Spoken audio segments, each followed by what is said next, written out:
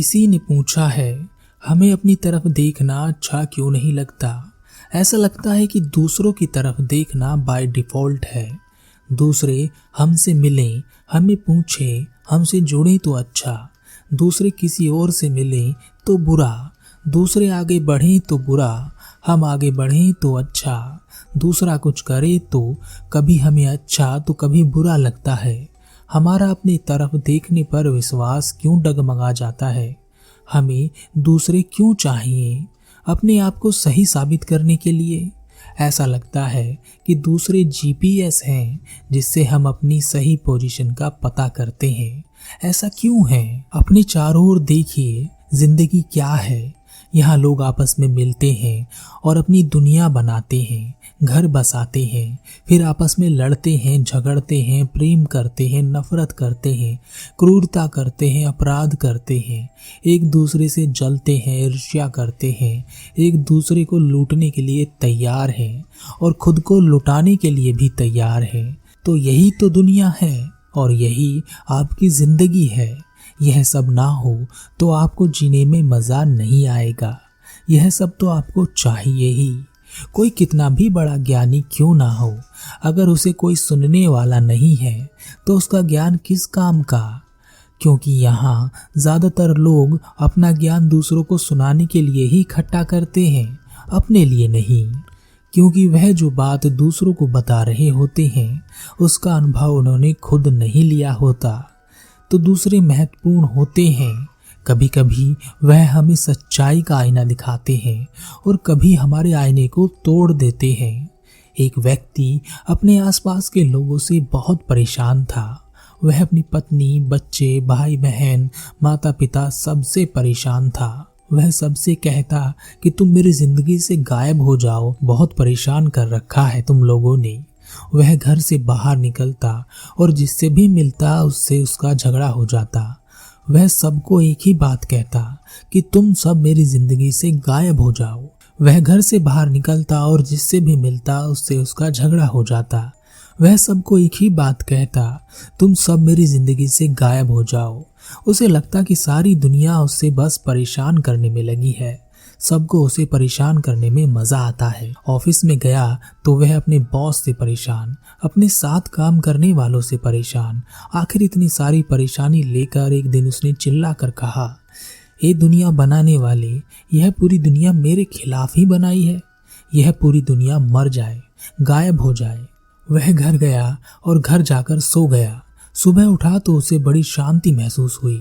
कमरे के बाहर निकला तो उसे कोई नहीं दिखाई दिया, ना उसकी पत्नी, ना उसके माँ बाप, ना बच्चे।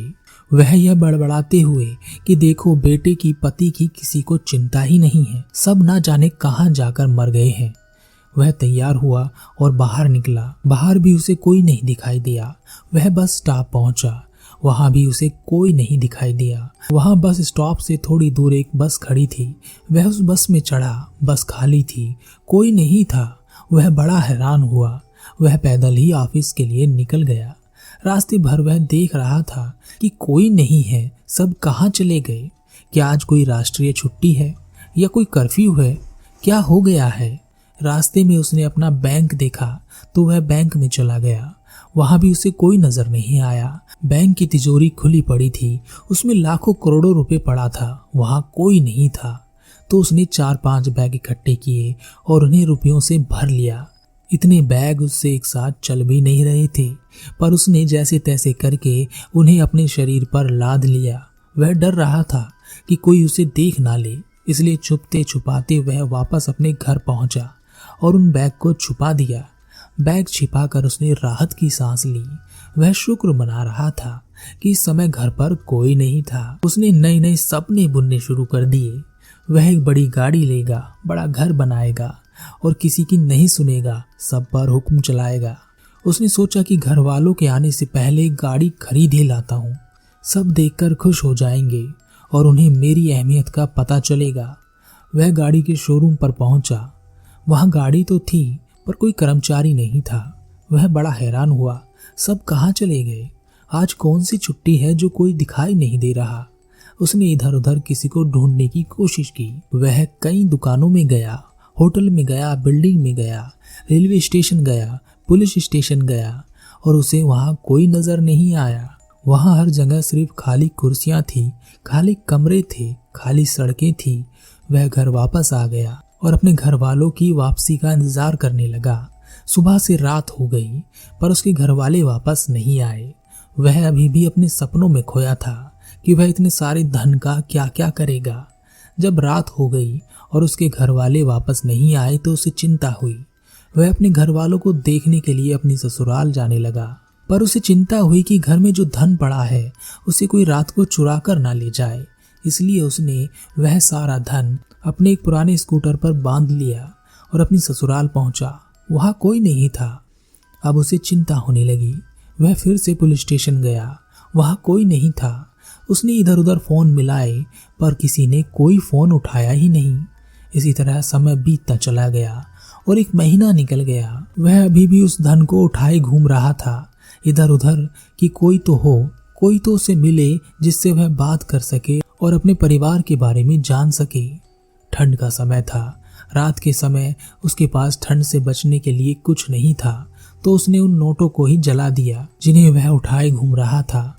उसने सोचा, क्या करूंगा इतने सारे धन का, किससे क्या खरीदूंगा, किस पर खर्च करूं, किसके लिए धन इकट्ठा करूं। इस पूरी दुनिया में मैं अकेला ही बचा हूं। मैं ही क्यों बचा, मैं भी गायब हो जाता तो अच्छा। वह बहुत कमजोर हो गया था, लगभग पागल सा हो गया था। वह खुद से ही बात करता रहता। एक दिन उसने चिल्लाकर कहा, दुनिया बनाने वाले कुछ नहीं तो एक दुश्मन ही दे दे। तेरी इस खाली दुनिया में अब रहा नहीं जाता। अचानक उसकी आंख खुली और उसने देखा कि वह अपने बिस्तर में है। उसकी पत्नी बाहर पटर पटर कर रही है और उसे 2-4 बात सुना रही है। बच्चों ने हंगामा उतार रखा है। सास बहू की लड़ाई चल रही है और उसके पिता बाहर चुपचाप बैठे हैं। यह देखकर उसने अपनी आंखों को मला, चेहरे पर पानी छिड़का। उसे विश्वास नहीं हो रहा था।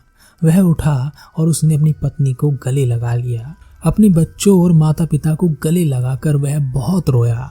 पत्नी ने कहा, क्यों जी, आज कौन सा नशा किया है? उसने कहा, कोई नहीं, और वह तैयार होकर बाहर ऑफिस के लिए निकल गया। वह बहुत खुश था। जिन लोगों से वह परेशान रहता था उन लोगों को दोबारा देखकर उसे ऐसा लगा जैसे उसकी जिंदगी उसे मिल गई हो। ऑफिस में बॉस से डांट खाकर भी वह बहुत खुश था। तो यह दुनिया तो हमें चाहिए जीने के लिए, बिना इसके हमारा कुछ नहीं होने वाला। जिस प्रकार सूर्य के चक्कर सभी ग्रह लगाते हैं, उसी तरह हम भी इस दुनिया का चक्कर लगाते हैं। बिना इस दुनिया के हमारा कोई अर्थ नहीं रह जाता। हमारी जो भी खोज है वह दुनिया के कारण ही है। आपके जीवन में ऐसे लोग आते हैं जो आपका पूरा जीवन बदल देते हैं, आपकी सोच बदल देते हैं। यह आपके मित्र भी हो सकते हैं और शत्रु भी। यह सभी आपके जीवन में महत्वपूर्ण है। पूछा है कि जब लोग हमसे जुड़ते हैं, हमारे पास आते हैं, हमारी प्रशंसा करते हैं तो हमें अच्छा लगता है। जब वह किसी दूसरे के पास जाते हैं, किसी दूसरे की प्रशंसा करते हैं तो हमें बुरा लगता है। दूसरे कुछ करें तो कभी हमें बुरा तो कभी हमें अच्छा लगता है। इसे समझो, वास्तव में हमारी जिंदगी दूसरों के हाथों में है। कोई हमें हंसा सकता है, कोई हमें रुला सकता है, कोई हमें नफरत करने पर मजबूर कर सकता है तो कोई प्रेम करने पर।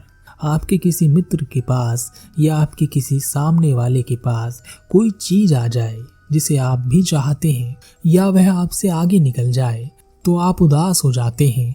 सोचते हैं कि यह सब मेरे साथ क्यों नहीं होता, सब अच्छा दूसरों के साथ ही क्यों होता है। क्योंकि आप दिखाना चाहते हैं कि मैं सबसे बेहतर हूँ, सबसे अच्छा हूँ और सब मेरा सम्मान करते हैं। बस इसीलिए हम अपने भीतर एक नकारात्मक ऊर्जा पैदा कर लेते हैं। अपने आप को दिखाने की जो इच्छा आपके भीतर उत्पन्न हुई है वह कभी पूरी नहीं होती। आप जिससे ईर्ष्या करते हैं वह किसी और से ईर्ष्या करता है, और वह जिससे ईर्ष्या करता है वह किसी और से ही ईर्ष्या करता है। क्योंकि आपके पास वह नहीं है जो आपके मित्र के पास है, पर आपके मित्र के पास वह नहीं है जो आपके मित्र के मित्र के पास है। इसी तरह हम हमेशा मुंह उठाकर दूसरों को ही देखते रहते हैं, अपने आप को देखना तो भूल जाते हैं। ऐसा तो नहीं होगा कि आपके पास कुछ नहीं होगा, कुछ तो होगा, पर आपको उसकी अहमियत नहीं पता होगी, पर शायद वह आपको दिखाई ना देता हो। मुझे अपनी ओर देखने में अच्छा नहीं लगता। कैसे लगेगा? अगर आप अपने से ऊपर दूसरों को देखते रहेंगे तो अपने आप को देखने में कैसे अच्छा लगेगा। जरा अपने से नीचे लोगों को देखिए, उनके जीवन को देखिए, उनके दुखों को देखिए, उनकी कठिनाइयों को देखिए, तब आपको अपने आप को देखने में जरूर अच्छा लगेगा। लेकिन हमारा लालच है कि वह हमें ऊपर ही दिखाता है, नीचे नहीं। हमारे पास साइकिल है तो हम पैदल चलने वाले को नहीं देखते, हम मोटर बाइक वाले को देखते हैं। और जब आप उसे देख रहे होंगे तो आपको अपनी साइकिल कैसे अच्छी लगेगी, कैसे अच्छा लगेगा जब हम अपने आप को देखेंगे। लेकिन आपके लिए खुश होने वाली बात यह है कि वह मोटरसाइकिल वाला भी कार वाले को देखकर ऐसा ही महसूस करता है। आप में और उसमें कोई ज्यादा अंतर नहीं है, दोनों एक से हैं। पैदल चलने वाले, साइकिल वाले और मोटर बाइक वाले में और कार वाले में कोई खास अंतर नहीं है, सारे दुखी हैं, जबकि उनके पास वह चीज है जिनकी उन्हें आवश्यकता है। लेकिन मैं यह नहीं कह रहा हूँ कि अगर आपके पास साइकिल है तो आप मोटरसाइकिल मत लीजिए, आपके पास मोटर बाइक है तो आप कार मत लीजिए। लीजिए, जरूर लीजिए, पर यह तो एक खुशी की बात है ना कि आप ऐसा कुछ चाहते हैं। पर जरा सोचिए, आपको दुख क्यों हो रहा है? तो अगर आपको दूसरों को देखकर दुख ना हो तो ऐसी इच्छा और कामना रखिए, आपको बहुत खुशी मिलेगी, क्योंकि यह इच्छा और कामना का ही खेल है। और इसको हम कैसे देखते हैं यह इसी बात पर निर्भर करता है। तथागत गौतम बुद्ध की भी एक इच्छा थी, वह अपने सवालों का जवाब ढूंढना चाहते थे। उनके मन में भी कामना थी, पर इस कामना के लिए वह दुखी नहीं थे। इस कामना की पूर्ति के लिए वह प्रयासरत थे। यह जो शब्द है ना, प्रयास, यह सब दिला देता है। और जिसने यह करना छोड़ दिया, यानी प्रयास करना छोड़ दिया, उसे कुछ हासिल नहीं होता। लेकिन यह बात भी खास है, जिस दिन आपको यह दिखाई देने लगता है कि आप दूसरों को देखकर दुखी हो रहे हैं, अपनी ईर्ष्या को देख पाते हैं, उस दिन आप अपने भीतर की ओर बढ़ रहे होते हैं, क्योंकि यह आपके भीतर का हिस्सा है जिसे आप देख पा रहे हैं। एक बार आपको अपने मन की गंदगी दिख गई तो आप उसकी सफाई भी कर सकते हैं, पर ऐसा बहुत कम लोगों के साथ होता है। यहाँ तो लोग गलतियों पर गलतियां करते रहते हैं, एक ही गलती को बार बार दोहराते रहते हैं और कहते हैं मेरी कोई गलती नहीं है। क्यों कहते हैं? इसलिए कहते हैं क्योंकि वह देख ही नहीं पाते कि उन्होंने कोई गलती की है। अगर वह यह एहसास कर सकें कि उनसे कोई गलती हुई है तो वह यह गलती करने से बचेंगे और अपनी गलती को स्वीकार भी कर सकेंगे।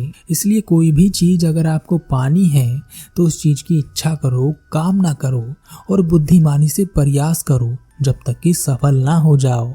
इच्छा और कामना शुद्ध होनी चाहिए, इसमें मिलावट मत कर लेना। धोखा, ईर्ष्या, नफरत, बेईमानी, वासना की मिलावट जिस इच्छा और कामना में होती है वह हमेशा दुख ही देती है।